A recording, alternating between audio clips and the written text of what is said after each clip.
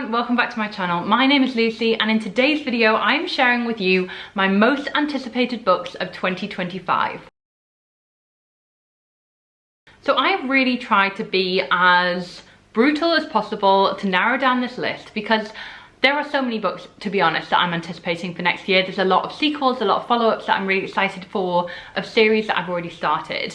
But I did want to also highlight newer books or kind of standalones as well, just so in case that you've not actually started a series that I'm anticipating a sequel to, you can still get a lot from this video. So if you're new to my channel, you may not know, I make a lot of videos on romantasy, writing as well, because I'm an agented author and I'm currently working on my debut romantasy novel. And I also create lots of cozy vlogs as well. So do stick around, hit that subscribe button if you haven't already. Without further ado, let's get into the most anticipated books of 2025. So I feel like this isn't going to be a surprise. I'm gonna have it here as my first one, just so I can kind of like get it out the way, but a lot of people probably are anticipating this, so no surprises here. That book is Onyx Storm by Rebecca Yarros.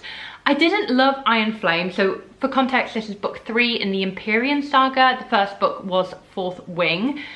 I doubt it's escaped your notice. Like, this series is everywhere and it is one of those very well-loved romantasy series as well. So Onyx Storm is the follow-up to book 2, Iron Flame, and the main reason that this book has found its way onto my list of most anticipated for this year is because of the ending of Iron Flame. Now, I can't really go into spoilers about what this third book is going to include, because if you've never read the first and second books, you may be a little bit like, oh, hang on, there's loads of spoilers here. But basically, I'm hoping we get a lot of answers, a lot of kind of like really good tension between Violet, our main character, and Xaden, our love interest.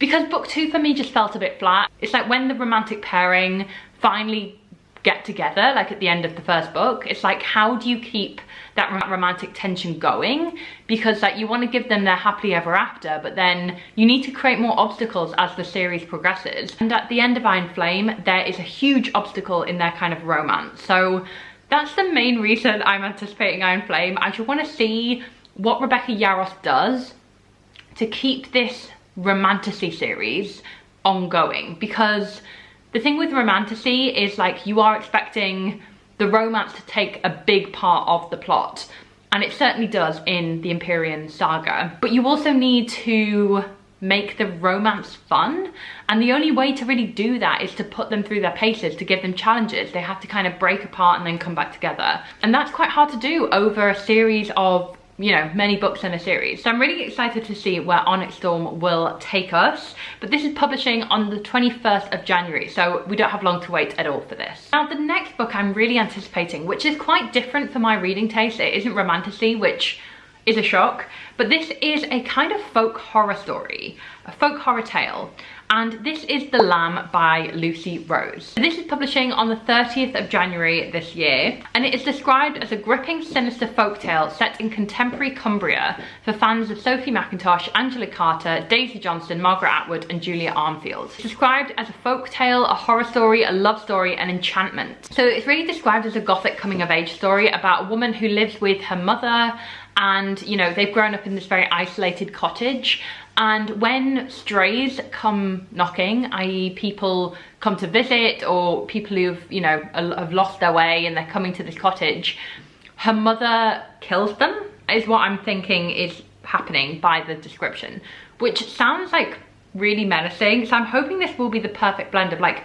menacing but super kind of like literary and kind of that folk style, if that makes sense, in terms of this really remote landscape.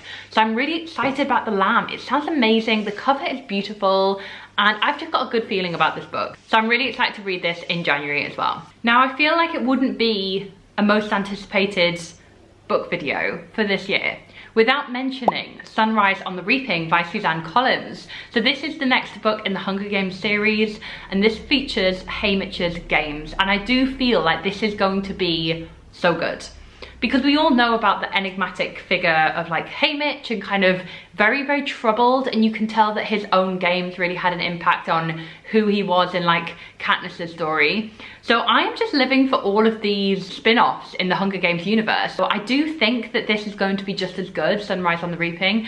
I have complete faith in Suzanne Collins. Like, I think she is actually an incredible writer, and she really pushes the limits of like what her stories do. So I did think Ballad of Songbird and Snakes like really surprised me. I wasn't kind of hopeful about that book. Like, I didn't expect it to blow me away as much as it did. And I'm having similar expectations for Sunrise on the Reaping. So this is publishing on March 18th, and as I mentioned, it focuses on Haymitch.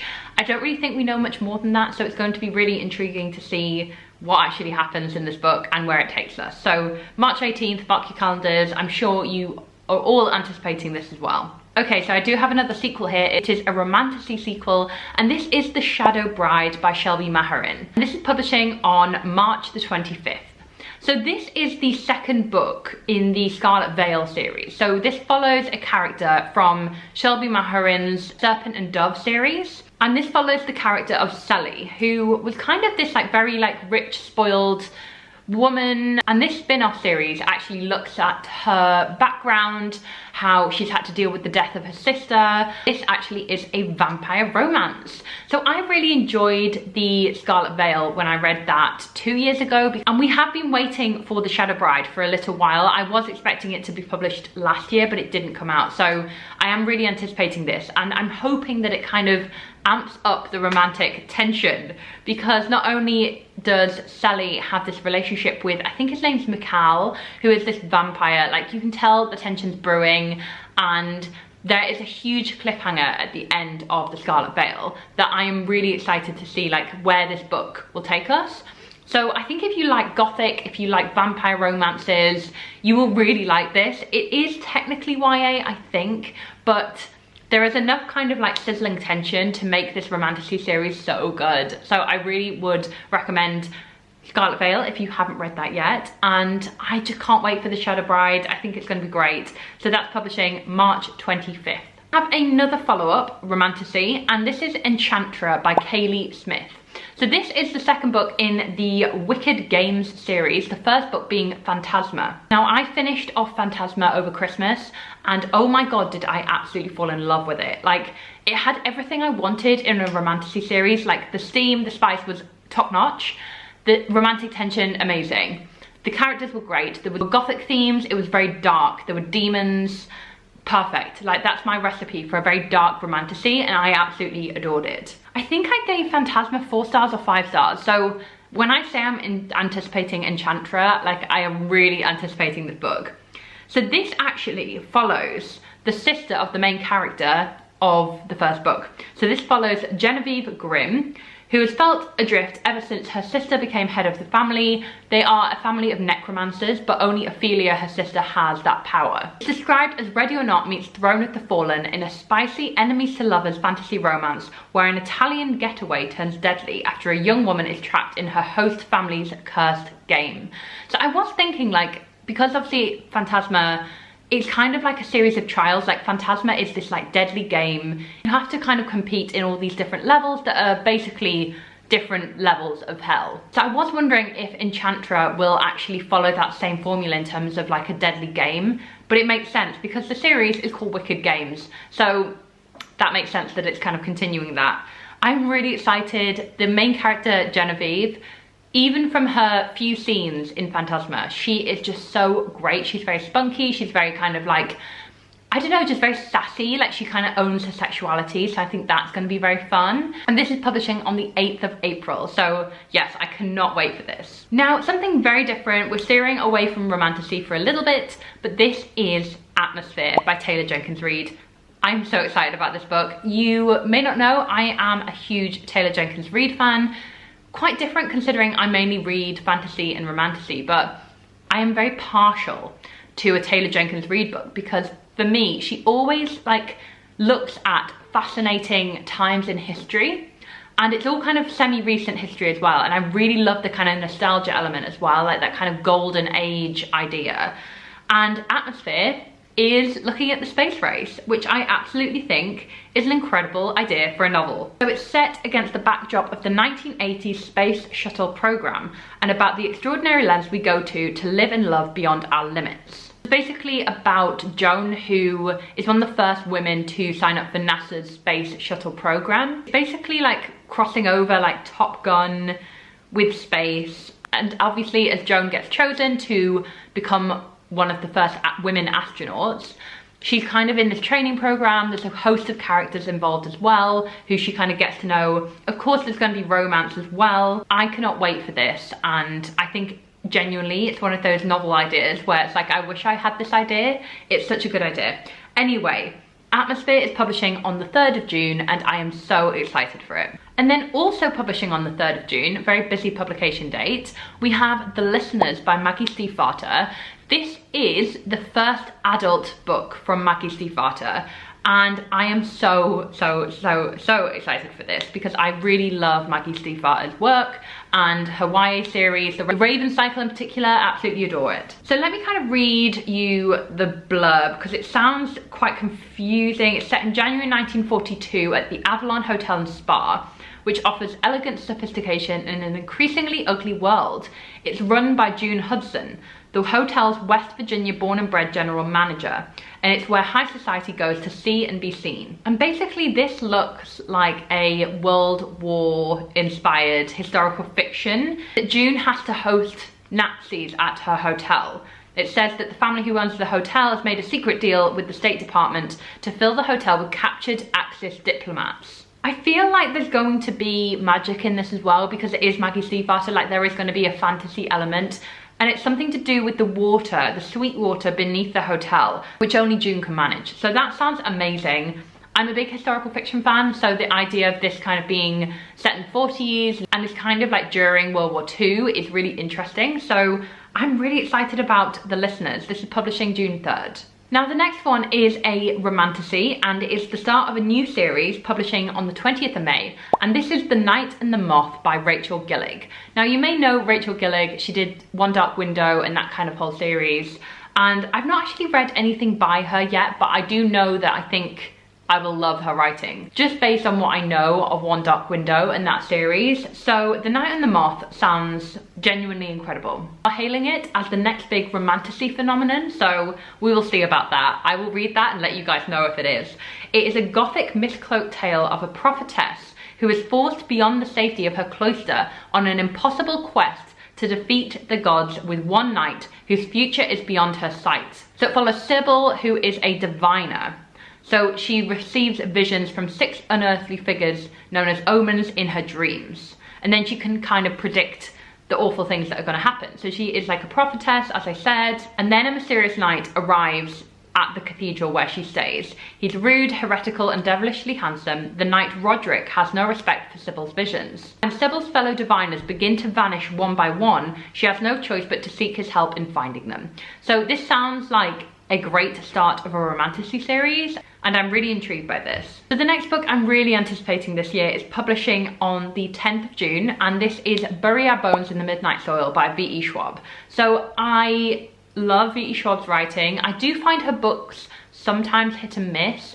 I adored Addie LaRue. I didn't so much love Gallant, and I don't know if I've read any other books of hers. But anyway, yeah, so I do find her books sometimes a little bit hit and miss. But this sounds like she's going back to what she does best. And I'm really, really intrigued by this. This is split between 3 timelines, 1532, 1837 and 2019. It follows 3 young women, their bodies planted in the same soil, their stories tangling like roots. One grows high and one grows deep. One grows wild, and all of them grow teeth. So apparently this is like a vampire sapphic romance, I believe. That's what kind of Goodreads is saying. And yeah, I'm kind of on board for that, basically. I love like the emergence of all these vampire books. It's just speaking to my teenage soul, what can I say? So if this is done in like V.E. Schwab's like trademark, beautiful writing, I am very, very intrigued to see what this book will be like. But yeah, already on board for this, 10th of June, and vampires, that's all you need to know. Speaking of vampires, that segues quite nicely into my next most anticipated book. This is The Fallen and the Kiss of Dusk by Carissa Broadbent. This is book 4 in the Crowns of Neaxia series, I think, publishing 5th of August. Now, the 3rd book, so this is kind of a continuation of Misha's story, who is a character in the first 2 books of the Crowns of Neaxia series. So The Serpent and the Wings of Night was the first book in that series that follows 2 characters, and then books 3 and 4 follow another character, Misha. So this is the conclusion of her arc. The first book in that arc was called The Songbird and the Heartstone, which I haven't yet read, but it tells you something that I have so much faith in Carissa Broadbent's writing that I'm already anticipating this book. So I do think that Carissa Broadbent is one of the best romantasy writers out there right now. If you haven't read her, or maybe you've just read The Serpent and the Wings of Night, do not judge her writing and don't judge her books on that one book. I didn't love the first 2 books in that series, but her other books, like the kind of spin-offs to the Crowns of Nyaxia series, like a book called Six Scorched Roses, which is a novella, and also Slaying the Vampire Conqueror, which is a spin-off of that world as well, are some of the best romantasies I've read. So I really would recommend you continuing with Carissa Broadbent if you haven't already. And in particular, I have really high hopes for Songbird and the Heartstone and this one, which is The Fallen and the Kiss of Dusk. So 5th of August, the Romantasy obsession continues, and I'm really excited about this one. And finally, I would say this is probably my most anticipated book of this year. This is Catabasis by R.F. Kuang, publishing 28th of August. Now, I already have this pre-ordered, and I've literally had this pre-ordered since the edition was announced by Waterstones like months ago. So that's how much hope I have in this. It's not even publishing until August, but I've had this pre-ordered for like almost a year.